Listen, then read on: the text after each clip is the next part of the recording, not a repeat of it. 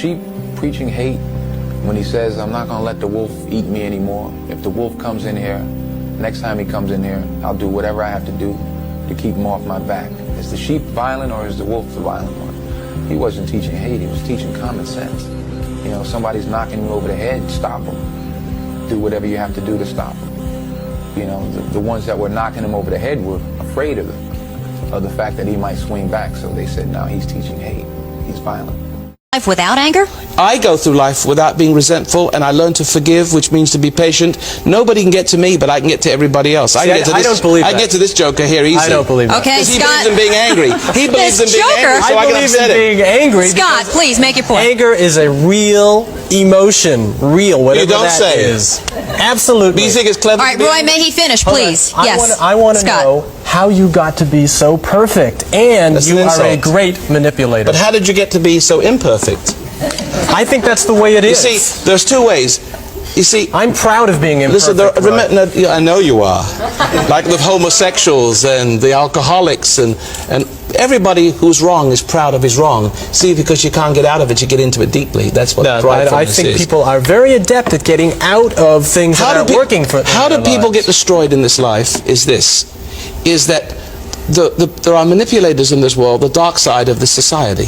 You see, society is going down the drain. No, it isn't. And those who want to control you, no different listen, the people who control you get to control you by intimidation. There's a book called Winning Through Intimidation. And if you can make people resentful or angry, you can get inside their brain and you can put your will inside their mind, and they will think they're acting out their own lives. And it takes years and years and years before many of us discover, having made many mistakes, that we're not living our own lives. And worst of all, if you carry this to its ultimate conclusion, you will not only be obsessed, you could become the person you hate.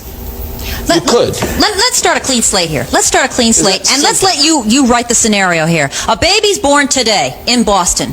What do you do with that baby to make everything perfect? How would you write the scenario? Be brief, please. Well, what you have to learn to do is not to motivate or pressure or be cruel or be hypocritical, to pretend to be a Christian but be a devil. All of not that to is upset impossible. Well, That's impossible. I don't know. I've done it. Where do I start with this child then? Do I teach it the alphabet? Do I teach it how to drink milk? What do I do? You equate teaching with teaching children to grow up like sea lions. If you motivate them and teach them how to function through motivation, you're actually becoming their will and displacing their own integrity. And that's the problem of our society. The schools motivate kids, the church pressure children, and they take an identity from that pressure, but they lose the one they were born with.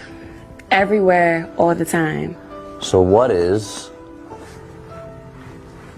ubiquitous assimilation? Always absorbing everything everywhere all the time. Well done, George. How are you to imagine anything if the images are always provided for you? Who here read 1984 last year? Good.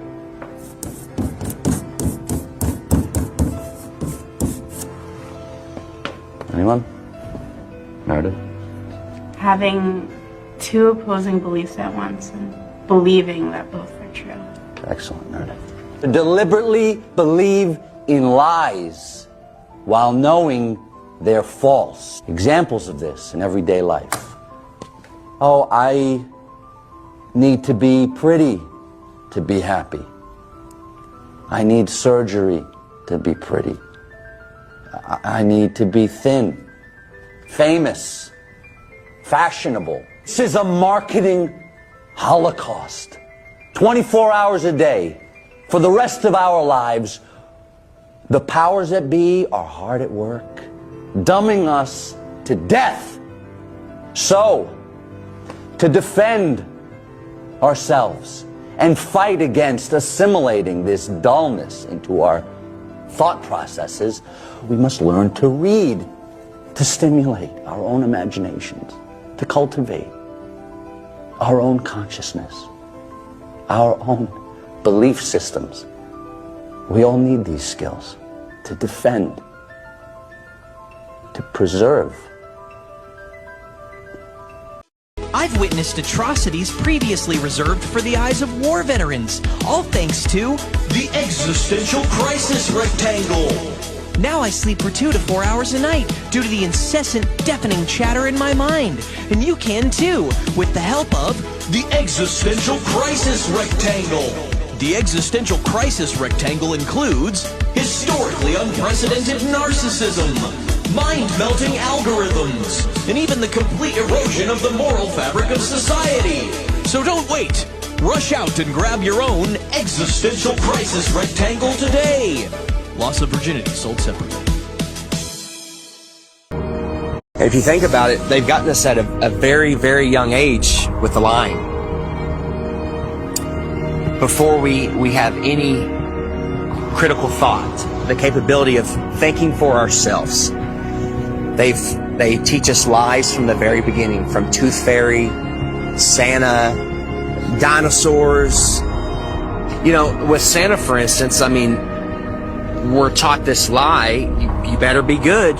We need you to stay in line and be good.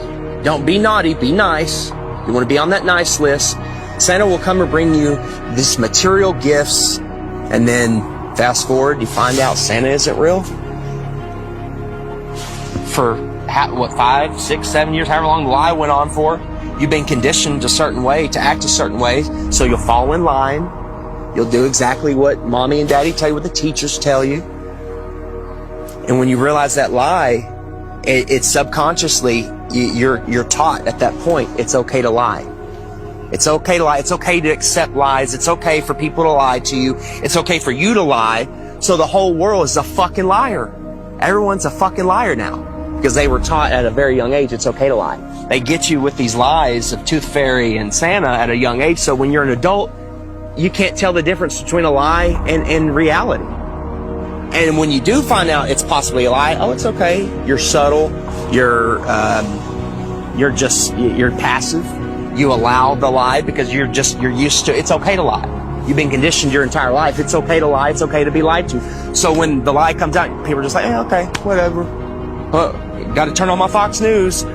Got to go to the bar. Got to go watch my football.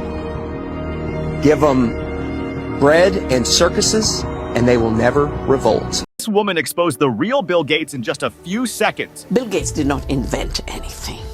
The basic program was made by some mathematics professors in a college. The Office operating system was by a software engineer, and he bought it for $50,000. He's built the empire by creating patents on software. And the first WTO meeting in Singapore gave him tax concessions, which is why all the IT industry moved to India. The fact that Silicon Valley became India's Silicon Valley is because they could save $40 billion annually. It was an outsourcing of software, all for Bill Gates. And then he started to put some of his money into philanthropy. And everyone thinks, wow, he's such a generous man. He gives so much. Every place he gives to is his former future markets. This woman exposed homicidal, psychopathic maniac that killed his own people. They tried to paint Candace Owens as a Hitler supporter, but her response left everyone stunned. Ms. Owens said, quote, "If Hitler just wanted to make Germany great and have things run well, okay, fine." Would you like time to respond to that? Yes, I think it's pretty apparent that Mr. Liu believes that black people are stupid and will not pursue the full clip in its entirety. He purposely presented an extracted clip. The witness will suspend for a moment. It is not proper to refer disparagingly to a member of the committee. The witness will not do that again. Witness may continue. Sure, even though I was called despicable.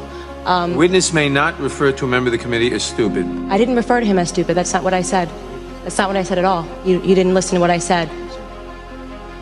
May I continue? Please. As I said, he is assuming that black people will not go pursue the full 2-hour clip, and he purposefully cut off, and you didn't hear the question that was asked of me. He's trying to present as if I was launching a defense of Hitler in Germany, when in fact the question that was asked of me was pertaining to whether or not I believed in nationalism, and that nationalism was bad. And what I responded to was that I do not believe that we should be characterizing Hitler as a nationalist. A nationalist would not kill their own people. That is exactly what I was referring to in the clip, and he purposely wanted to give you a cut off. similar to what they do to Donald Trump to create a different narrative. That was unbelievably dishonest, and he did not allow me to respond to it, which is worrisome and should tell you a lot about where people are today in terms of trying to drum up narratives. By the way, I would like to also add that I work for Prager University, which is run by an Orthodox Jew. Not a single Democrat showed up to the embassy opening in Jerusalem. I sat on a plane for 18 hours to make sure that I was there. I'm deeply offended by the insinuation of revealing that clip without the question that was asked of me. Person to blame in the death of Corey Haim, and that person happens to be a Hollywood mogul. And that person needs to be exposed, but unfortunately I can't be the one to do it. But the person that knows who did it and knows who he is watching right now, I guarantee you. There was a circle of older men that surrounded themselves around this group of kids. And they all had either their own power or connections to great power in the entertainment industry. In 2008, the two Coreys confronted each other on their reality show about the dark past they shared. You let me get around in my life, man, so to speak. When I was about 14 and a half, and I'm saying this right now. What'd you do, man, when you saw that going down when I was 14 to me? What'd you do? You knew about it. You want to talk about the truth? Okay, well then let's talk about the truth. I was being molested at the same time by somebody else. What'd you do? A lot of really, really sick, corrupt people in this industry. And there are people in this industry who have gotten away with it for so long that they feel they're above the law. And that's got to change. That's got to stop. If they start thinking or stumbling upon my videos, they've already built a wall up in people's minds that this notion of the government being involved with celebrities and using them as agents is all just a crazy conspiracy, but it's not. So on the flip side of that, while you create a society of narcissists, right, which is what they're doing with social media, etc., you make people so that you can't break through to them. They think the things they're doing are all independent. They think that they're doing these things freely, but they're being formulated. They're all being manufactured, and it starts with the celebrities. Your living room is the factory. The product being manufactured is you. There's one thing a man should always do, mainly to himself, be true. Never let anyone change your point of view unless what he brings makes sense to you. You should never judge him by sight alone or by the height that he has grown. And when you're speaking, always keep a moderate tone, because raised voices, they turn hearts to stone. See, from the beginning, it was brother kill brother. The morals in life, live, love, and respect one another. But then there are those, they'll always try to be smart. They'll take a decent man and then they'll alter his heart until he seeks to tear them apart. These men, no man should call friends. They bend lies around truths until they meet their end.